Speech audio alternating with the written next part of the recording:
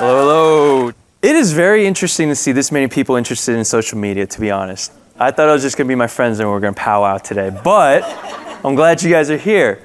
Yes, we're going to talk about democratizing vascular access through social media. When you're done scrubbing your toilet, just sit down on it and let it dry before you put it back. Don't store your silverware like this. Store them sideways and optimize that space.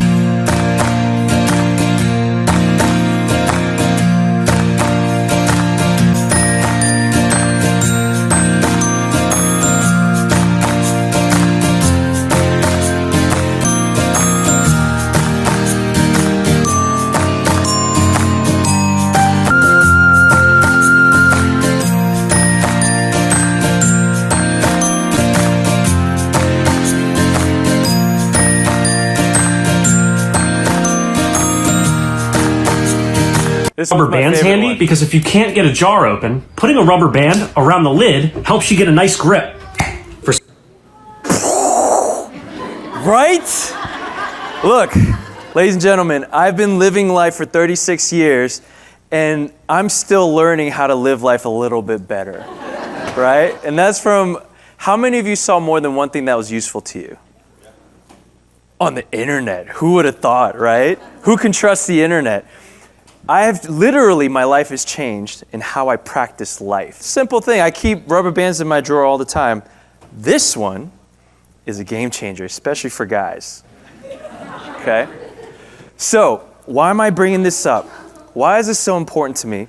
And I think it's gonna be important for you guys too. I'm glad you guys are paying attention.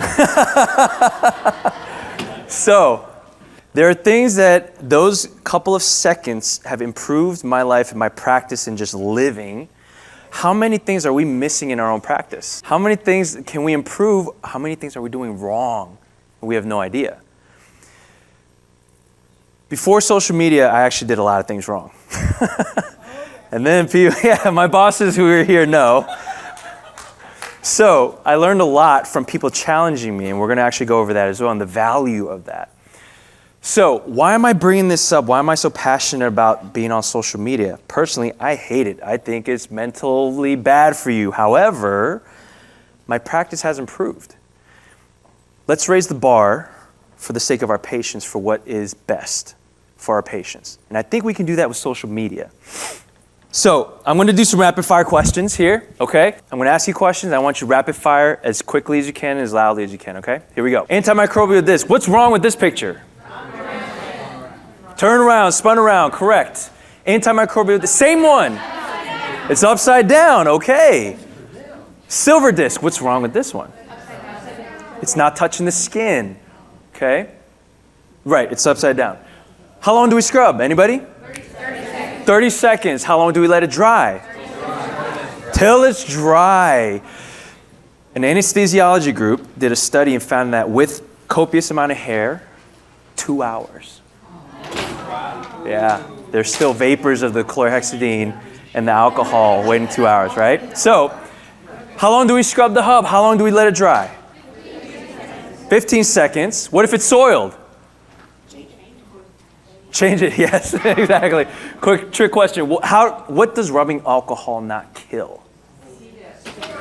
Spores, C. diff, yes. How often do we change out the IV catheter? Trick question, I love it. It's like I'm in a room full of specialists or something, right?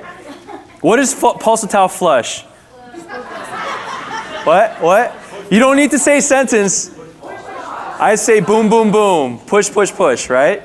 Yes. What is the definition of a midline in 2 sentences or less? Oh, there's a little bit of little different answers there, right? Proper clamping sequence.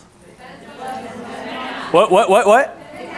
Ah, you're ahead of me. Yes, depends on the caps, depends on the clinician. These are basic things and fundamental things that you guys have answered so quickly, it's in the back of your head. It is intuitive to you guys. However, I've found while engaging in social media, while consulting for multiple hospitals across the country, what we have rapid-fired answers to, they still don't know, right? So We need to disseminate this information. This conference is amazing. There's so much great information, amazing information, but it's not getting to the people on the floors or at the homes. So I'm hoping that we're going to use social media, and I'm really encouraged by how many people are actually here, and I'm hoping I can inspire you with how valuable this tool called social media actually is.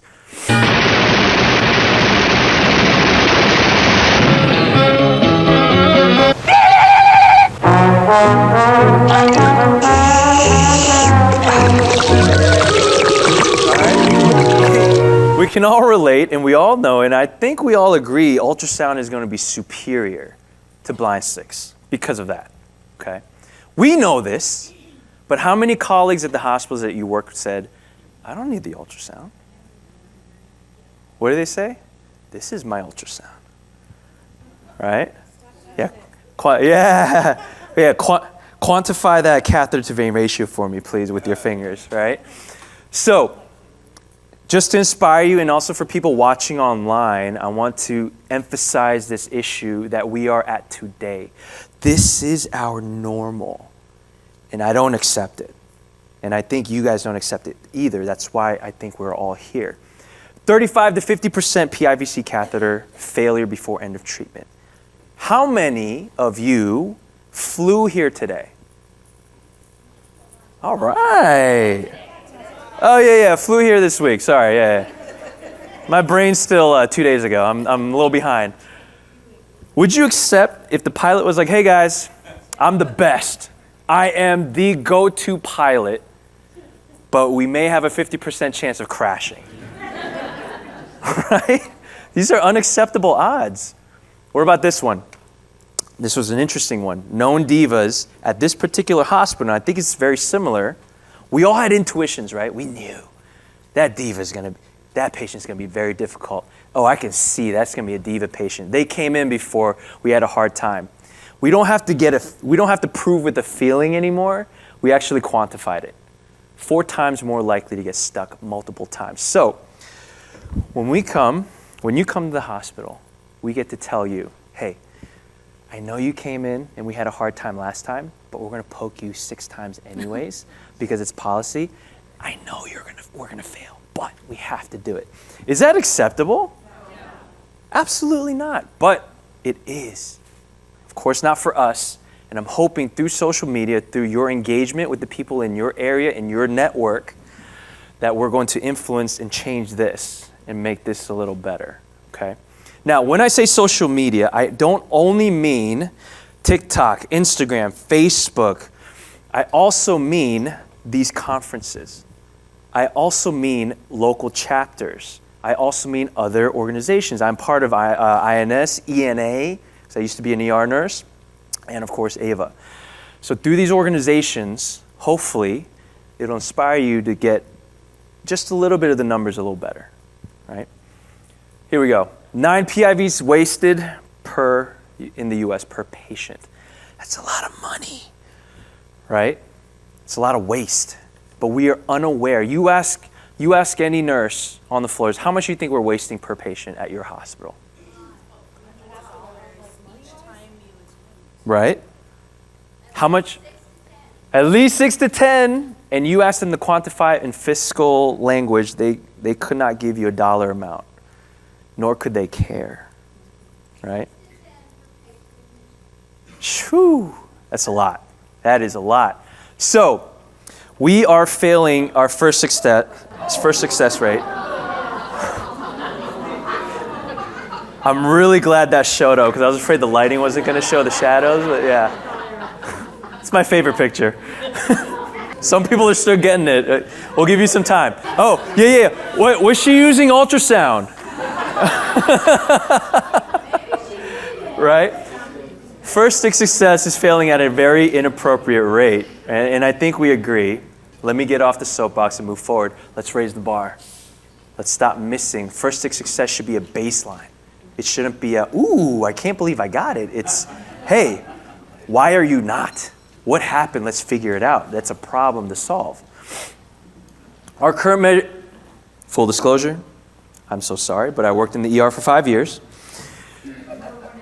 Oh yeah, I am one of them. That's right.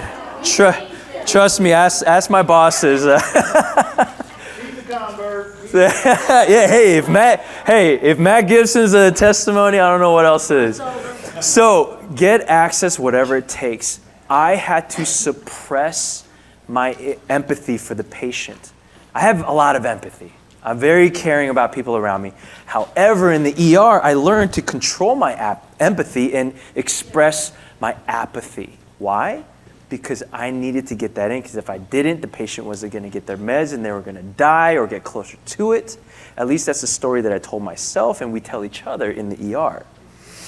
Not necessarily true all the time. However, I did whatever it took, 20, 12, 6, whatever it took, to get that line in, because that was the objective. It wasn't avoid patient suffering, it was get the line in because no one else is going to help us out.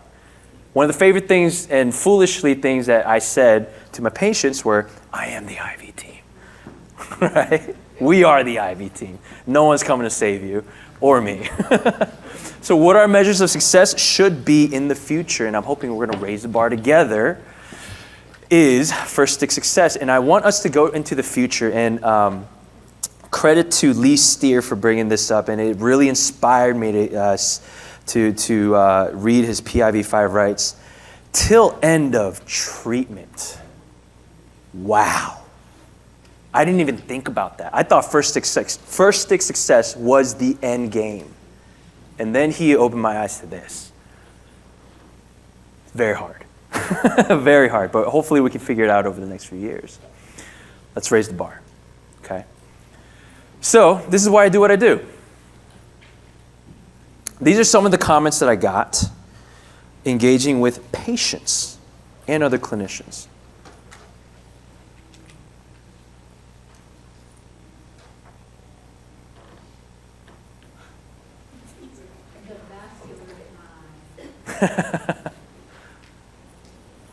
Okay, this one was exciting.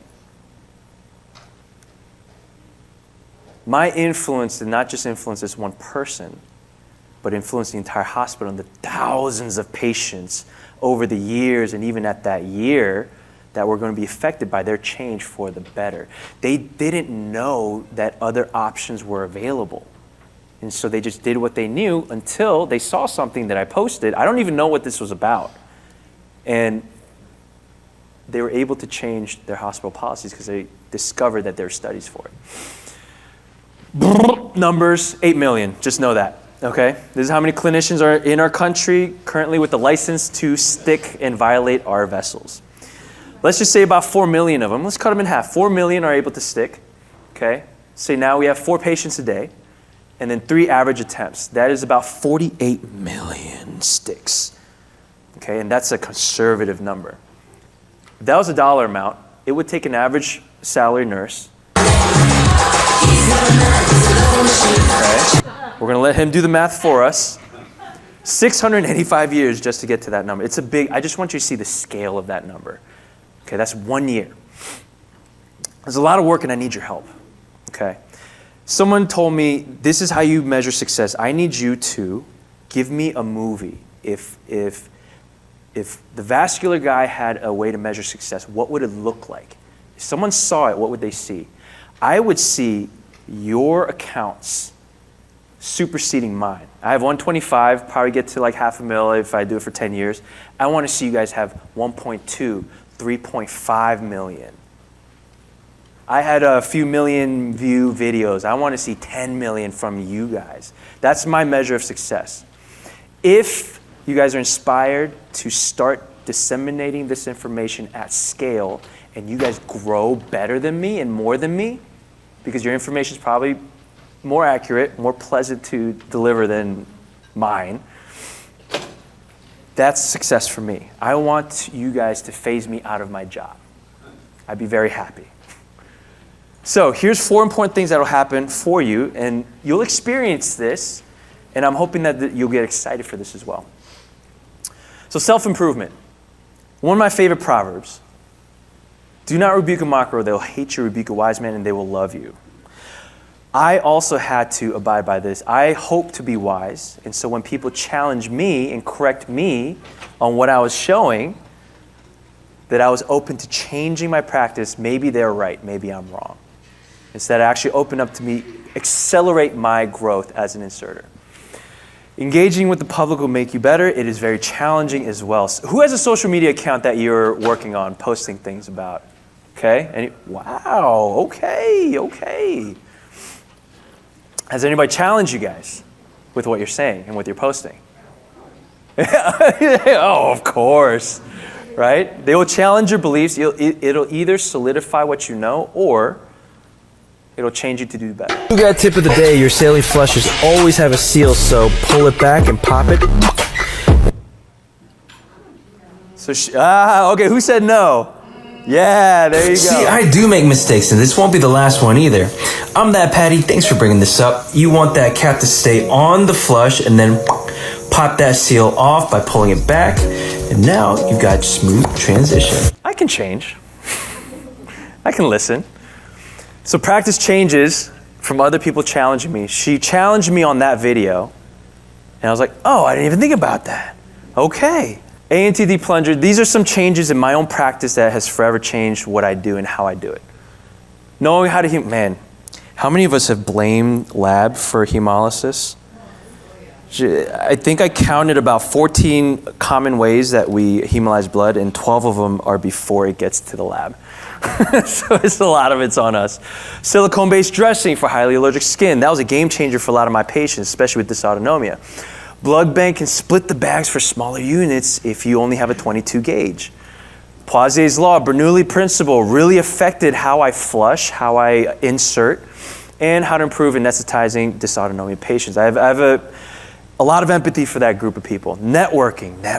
This is actually really cool. So,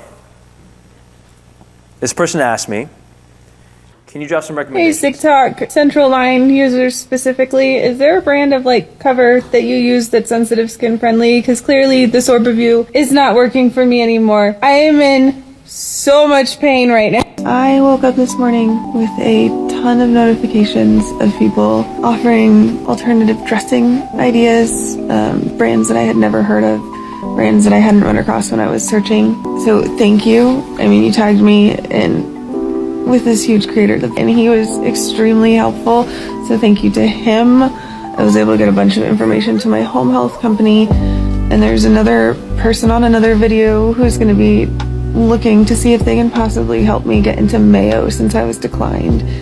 And this is just, I've been so burnt out and so overwhelmed this week, and there's just been so many things going on, and I appreciate it a lot because it's been really rough. So, to everyone who's working so hard to help me, thank you. Here's what's really exciting about this, and I love sci-fi, and so this is going to kind of feed into it. I don't know where she lives. There is no distance boundary for me to reach out to her and give her a solution.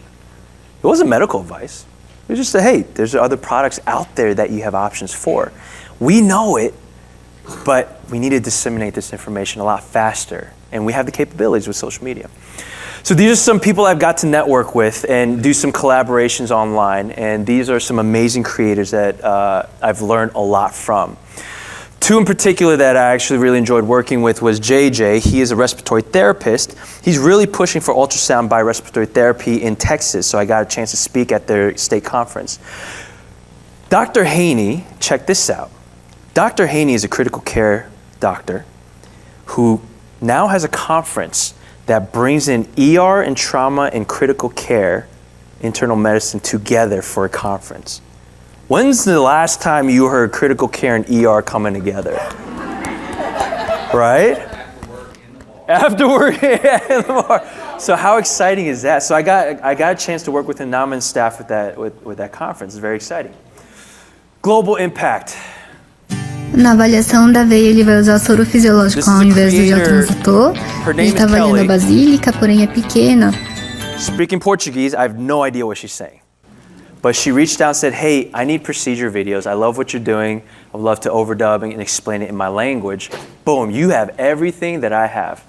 So now what you're teaching, what you're doing is also reaching out. Anyone speak a foreign language very well? Okay, yeah. Does Kentuckian count? Yes. Because I only catch half of your words. So you guys can now reach globally with what we know. And there's a lot of hunger for this knowledge. So I'm collaborating with her. If you're like, hey, I don't speak another language, and they're commenting in different languages for me, there is a translate button that'll translate it for you. It's not perfect, but it'll get you the gist of what they're asking for. Okay? So it is possible, even if you don't know another language. Let's raise the bar globally. And it's much less friction now with social media. A master's duty extends beyond, I love this quote, personal greatness. It includes responsibility to elevate others through the gift of knowledge. Okay? I have to give my homage to Jack here. One of my favorite stories about him was, that guy, was he found this thing called the ultrasound insertion. Holy crap, I can see under the skin. I don't have to cut it anymore. I don't have to do cut downs. I can see where I'm going, less invasive. Told his mentor, and mentor said, keep it to yourself. That is now your competitive edge. Because you want to be that doc that can get it done. And he said, hell no. And he shared it with his PAs, the nurses. He democratized ultrasound, and he was part of that movement. I think that was before you even joined AVA, right? Yeah, so it was in him even before he found this organization. Very inspiring for me to move on that way as well. One of the 4 things, and I'm going to be really quick about this, and if you have questions about it, please ask me later, but I want to get to Q&A about social media as soon as possible. I think one of the problems that we have, and this is my problem as well, I'm still struggling through this, but I've noticed it within myself and other people. We are gatekeeping information and knowledge. We're dangling in front of them, how come you don't know, right? I've done it. I still do it, and I need to catch myself. Okay, but we need to be careful of this because this now shuts them down from learning and asking. Chastising their ignorance. How many of you done that? Right? It feels good to know more than the others. It does. But we also have to be careful and be responsible with our expertise. We are now masters. And now we need to pass it on, or else it's going to die with us, which now becomes useless. Hero complex. Oh man, does it feel good? When no one else can get it. You come in with that ultrasound. Patient's like, oh my God, you got it in one poke? They poked me 7 times. Unbelievable. Well, yeah, where were you yesterday, right? Yes. Can you come with me, right? Yes. It feels so good. And especially when the nurses are like, Sister Hilda been doing it for 30 years. She couldn't get it. Iffy couldn't get it. Thank you. It's like, you're welcome. Right? Dunning-Kruger effect. I don't know if I'm still a victim of this. I hope not. But we go through all this and we think we know more than we actually do. So we have such a wealth of information here beyond what I even know. And I'm excited that you guys are going to be partaking in that. Why am I so anxious to get this movie? Hurry up.